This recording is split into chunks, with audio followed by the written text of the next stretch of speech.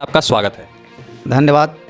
पुरुषोत्तम ये जनता पार्टी के लोग आपके लोहार और लोहारा कह करके दो भाग में बांट करके और अनुसूचित जनजाति के दर्जा से चार भाग में करने का जो आपने प्रस्ताव रखा था, चार भाग तो बिहार सरकार ही ने की। बोलना है और झूठ बोलना सीखना है तो भारतीय जनता पार्टी के सदस्य बन जाओ और झूठ बोलने के लिए ट्रेनिंग ले लो।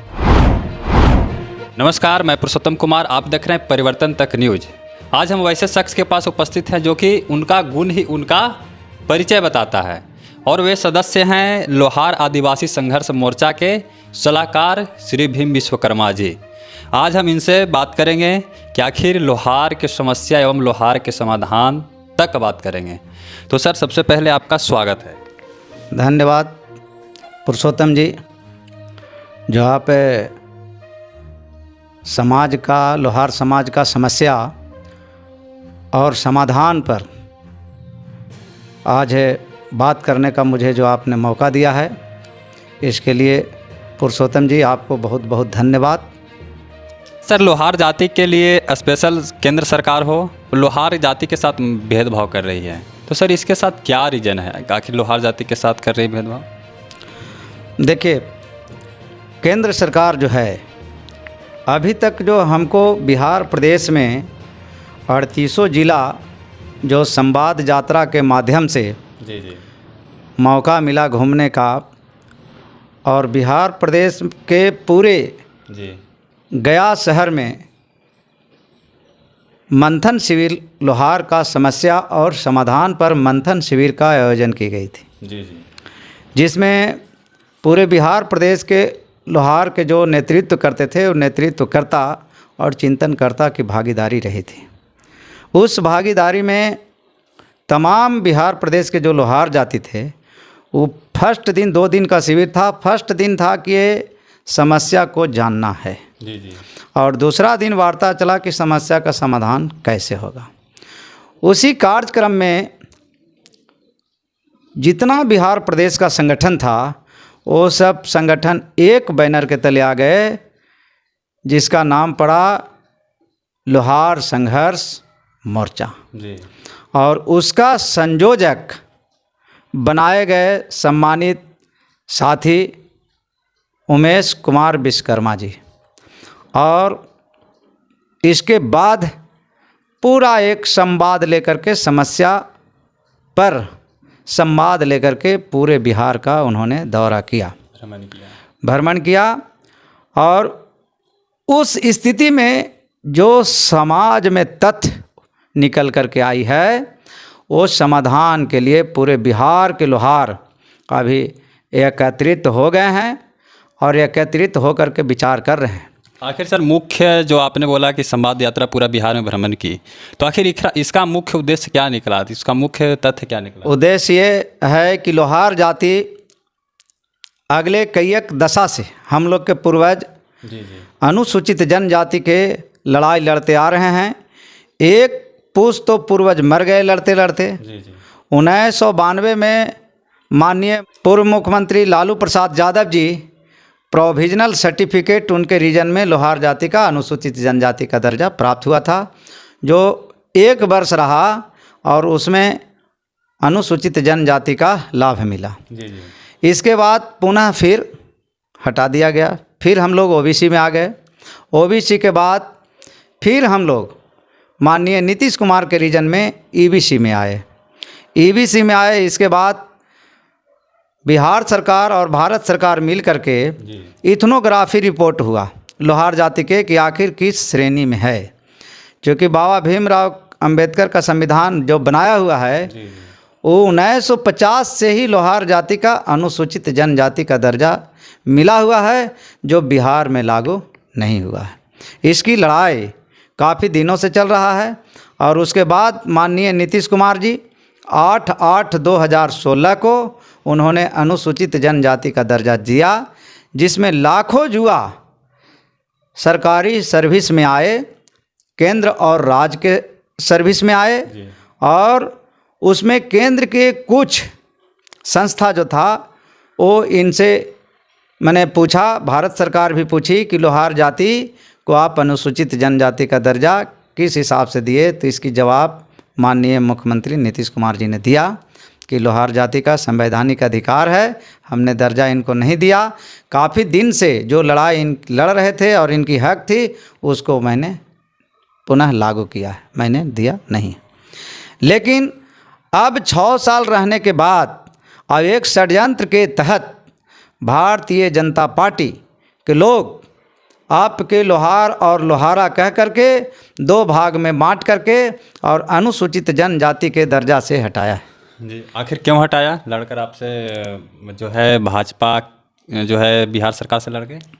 आप तो जानते हैं कि ईगो हंट होता है जी। ईगो हंट में माननीय मुख्यमंत्री जी जब अनुसूचित जनजाति का दर्जा दिए तो जब तक सरकार रही भाजपा के साथ तब तक उन्होंने कुछ नहीं किया।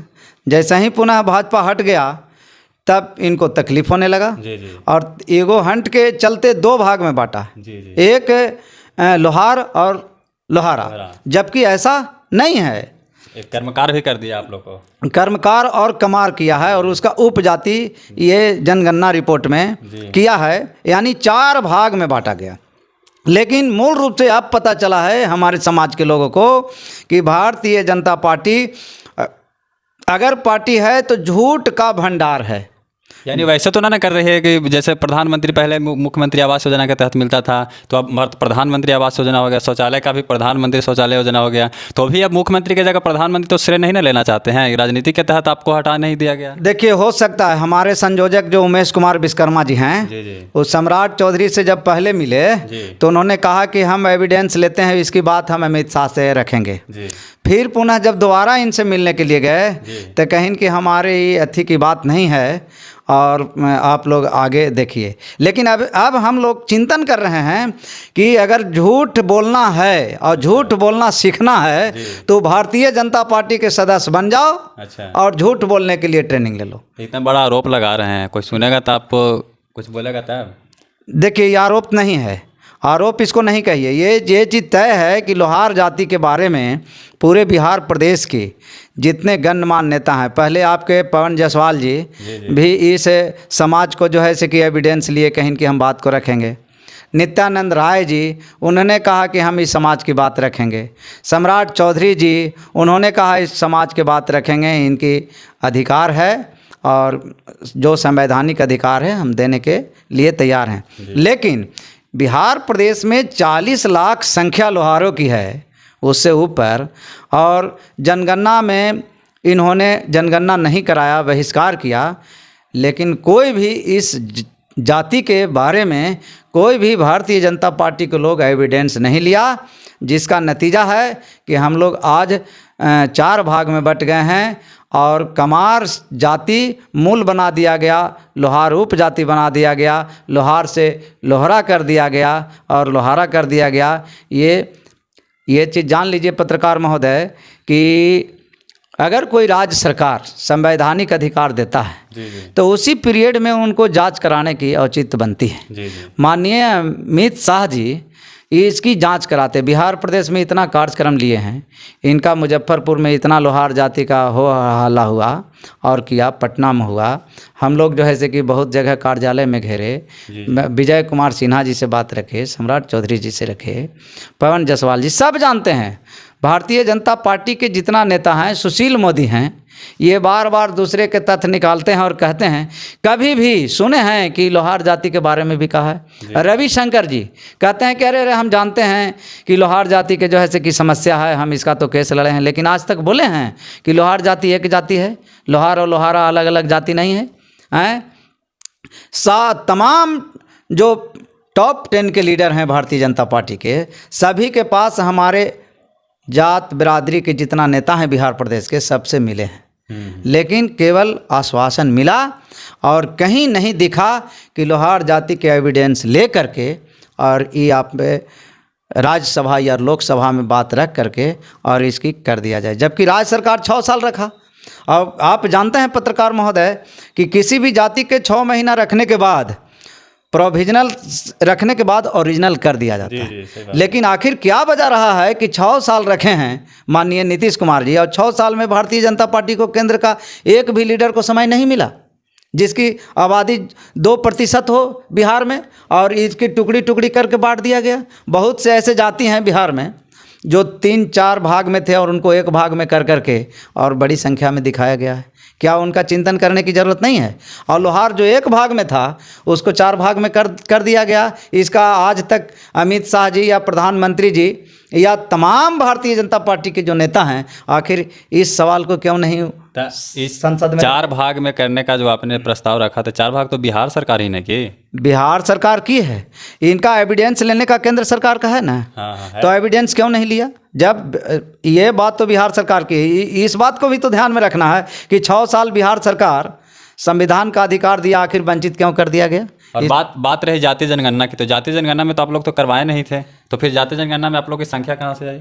जातीय जनगणना में यही तो बात है कि हमारा सब नेता, इनकी सर्वे रिपोर्ट है, इथनोग्राफी किया है, अनुग्रह नारायण शोध संस्थान, राज्य सरकार और भारत सरकार मिल करके किया है, 480 पन्ने की है।